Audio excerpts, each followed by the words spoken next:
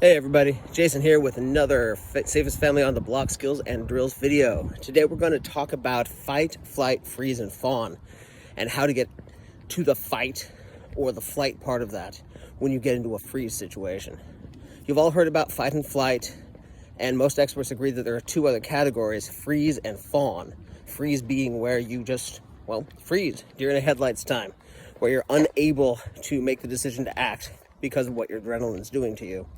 Fawn happens in more social situations where you fawn over the threat, hoping that the threat will no longer attack you or harm you. This is more common in, like I said, social situations, domestic abuse, things like that. Today we're talking about freeze. That situation where something is going badly wrong and you are frozen, either literally frozen in place or frozen with indecision, and you can't do anything about it. So how do we break out of that? I'm not a huge expert on this, but I've listened to very smart people, and they have some good ideas, which I'm going to share with you today. The first thing we need to know is that there's two different kinds of freeze to deal with, and they require different responses. The first is more of a freak out than a freeze. Situation's going bad, but you are not in immediate peril, and you're starting to hyperventilate. You're losing your higher order thinking skills, and something needs to be done, but you're not doing it. Meditative breathing, especially square breathing, where you inhale for 5 or 3 if your lung capacity is not fantastic.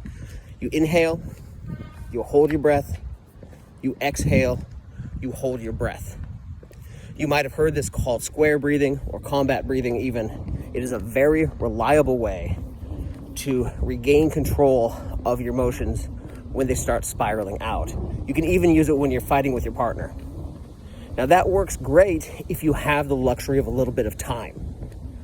If you're in a room where in the hallway something bad has happened, or if you're in a car accident and somebody needs first aid in the next few minutes but not right away.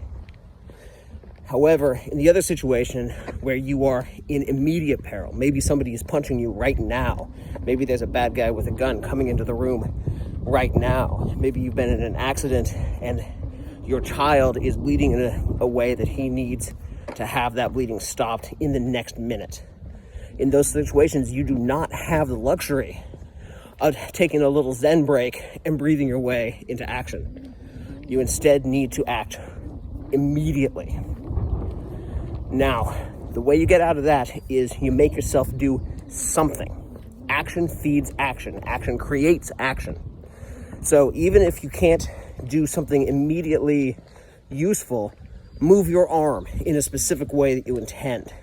Do take one quick deep breath.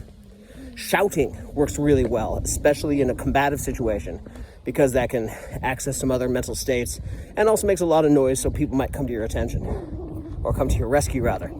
The point being, do something, anything, to break yourself out of that frozen cycle. So that's it for today. Just a quick recap. If you are frozen and you have time, breathe. 5 count in, hold your breath. 5 count out, hold your breath. 5 count in.